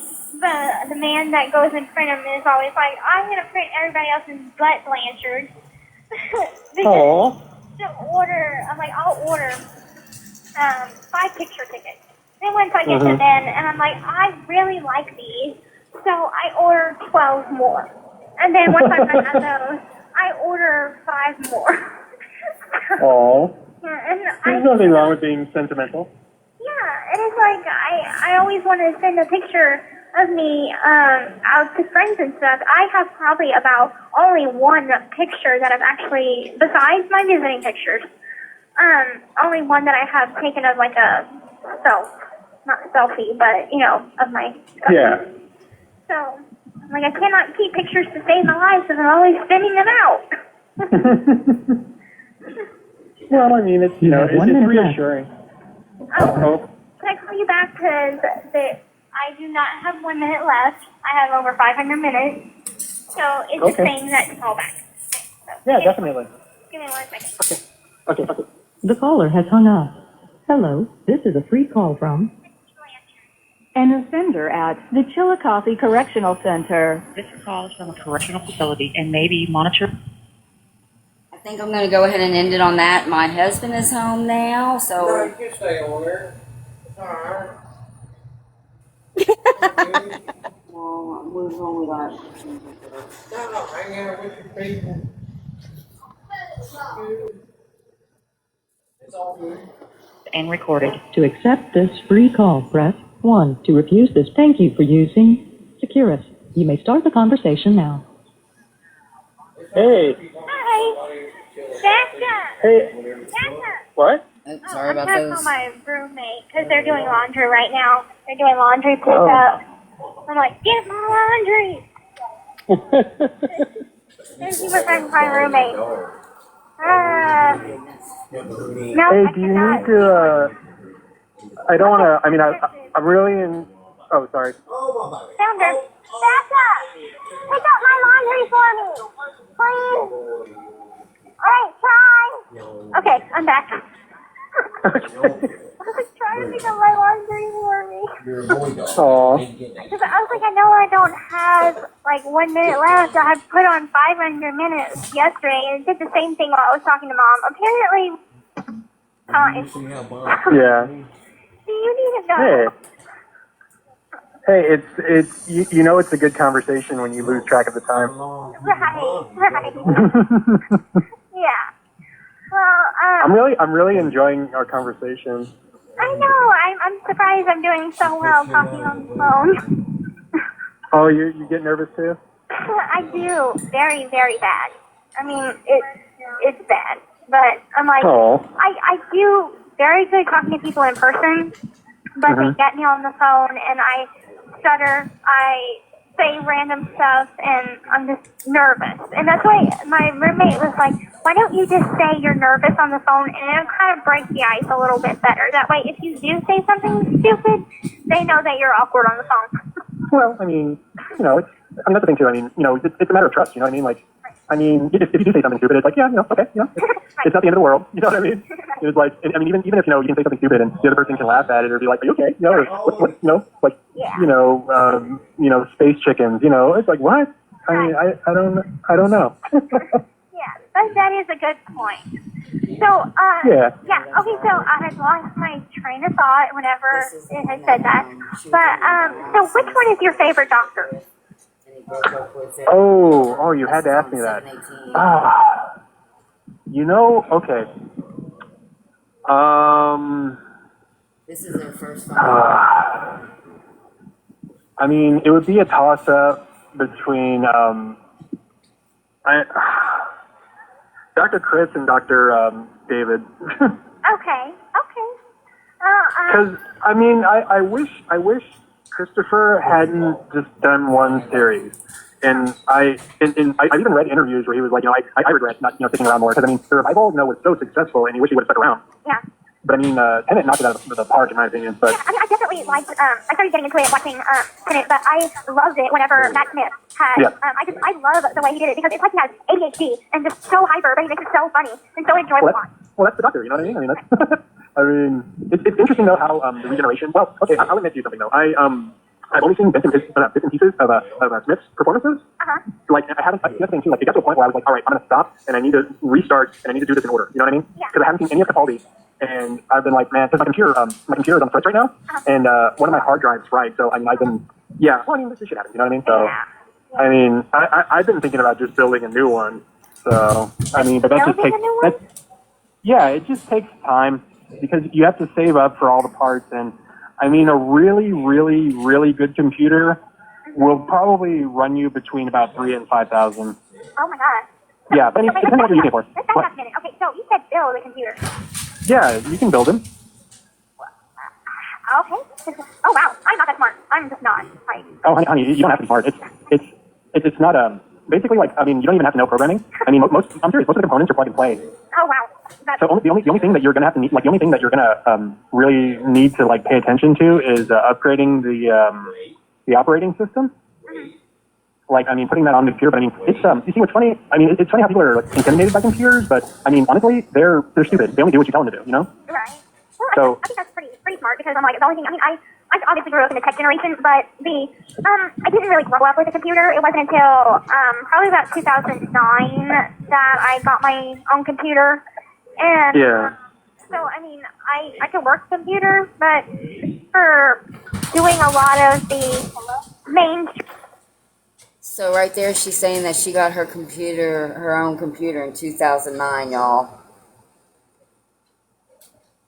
Type of stuff where it's programming and adding software, I couldn't figure it out, because I was trying to do a cleanup on my computer, because apparently watching porn could add malware to your computer. So yeah, that'll happen. Yeah, we've all been there. Dang, this porn is giving my computer an STD. Yeah, exactly. So I figured out how to clean it up and couldn't figure out how to clean it up. Yeah, so it ended up slowing my computer way down, where I couldn't use it anymore. So. Well, that's why you use recovery points. Those are really, really handy to have. Because I kept on trying to find the right program, but, I mean, you have to pay for a lot of them. And so I was like, I'm not going to pay to clean up my computer whenever I know that there must be a free program out there. And I tried clean programs on the program, nothing seemed to work. And it took about 20 minutes to just open up a browser. I was like, that's when you know your computer is dead. It's just time to throw it away. So. Oh, no, don't do that. Yeah. Now they have the cloud. Now they have the cloud, so nothing really ever goes away. Well, apparently, I haven't had much experience with Macs, but apparently there is no written virus for a Mac computer, an Apple computer. Oh. That's supposedly. I mean, I think there's one that infected iPhones for a time. But I don't know. But that was their claim to fame for a long time. Okay. But yeah, I can sit here and tell you about computer history like all day long, but I'm sure that would get very dull. Yeah, it's fine. I just like talking. Oh no, yeah, I'm really enjoying. Yeah, I'm really enjoying talking to you. I mean, I really can't wait to see you in person. I know, that'd be awesome. Like, I don't. Besides my family, like nobody else has traveled a long ways to come and see me. You know, so really. Right? Yeah, nobody. I mean, obviously Michelle has come to see me, but we were discussing more business type things. Yeah. So nobody has come from stuff. out of town just to come and see me. That's not my parents. Oh. So it'll be a nice thing. I mean, not that I don't love seeing them. I just want to get someone new, you know, other than that. Now. Yeah, I understand. No. Yeah. No, I understand. It breaks up the monotony. Right. Because I can imagine that's number one there. Yeah. Like, I love getting visits from them, and I wish I lived closer, but like we talked about before, I wouldn't want to switch facilities. So, I mean, we were talking, and they want to take a train next time. And then Mom looked into it more, and she said that it's like $300-something per person to take a train. So I said, why don't you guys just fly? And so for round trip, it's cheaper than a train. So, yeah. Really? Yeah. So I said round trip. $300 per person. Yeah, that's true. That's true, actually, because I did look. I personally looked online, and like the cheapest. Well, see, the problem is though, where you are, Chillicothe is like about an hour and away from the major airport. Yeah. Like it's so weird too, because I actually had to look this up, and it was very fascinating. But Chillicothe does have airports. They're municipal airports. Oh, okay. Wow. So that's yeah, and I had. Well, it's so funny too, because before I did some like serious research on it, like I actually considered calling the guy. Because I was like, let me call him. And just like, I'm like, hey, what the hell are you? What are you all about? You know?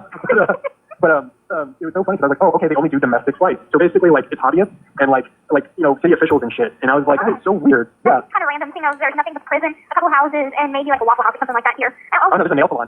Right, and the nail salon. Now there is, I think, something that Chillicothe is the home of sliced bread. Like, Sliced bread? Yeah, sliced bread. Yeah, Mom did mention that. So there's like a little museum. I was like, who knew I was in one of those little Kodak towns with like the world's largest ball of yarn? But it's a freaking home of sliced bread.